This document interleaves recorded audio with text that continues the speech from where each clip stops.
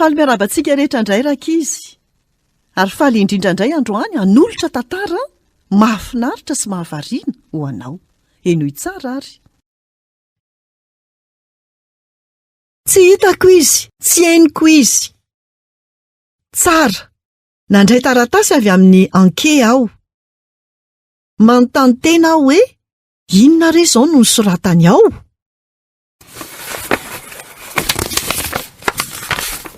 Miarahaba, tena tiako be ny tantara. Afaka sady mihaino mozika sy hira hatrany aho. 10 taona ary tiako ireo tantara mampiaitam-po ao anaty baiboly. Tena faly ery aho fa tia Andriamanitra. Ny fivavahana ny loha hevitra tiako indrindra. Veloma avy amin'ilay anke mahatoky. Tena mahafaly ihany manatanteraka ny fanirian'ny anke. Indro ilay hira, tsy hitako izy, tsy henoko izy, kanefa eto izy.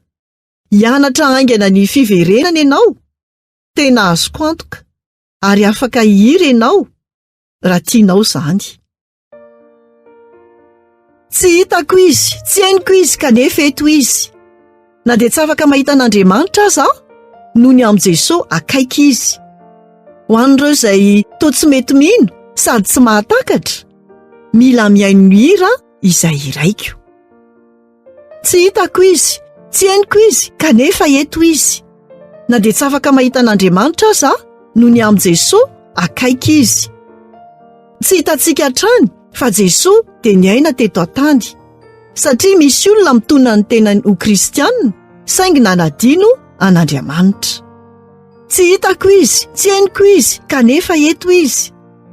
Na dia tsy afaka mahita an'Andriamanitra aza aho, noho ny amin'i Jesosy akaiky izy. Raha mitoetra ho matoky an'i Jesosy isika, sady mandeha tsitrapo miaraka aminy, amin'ny alalan'izany no ahitany ny hafa fa velona atao anatintsika Jesosy. Tsy hitako izy, tsy henoko izy, kanefa eto izy. Na dia tsy afaka mahita an'Andriamanitra aza aho, noho ny amin'i Jesosy akaiky izy. Jereo ny natiora amin'ny voninahiny tanteraka, ny ala, ny saha, ireo tany malalaka.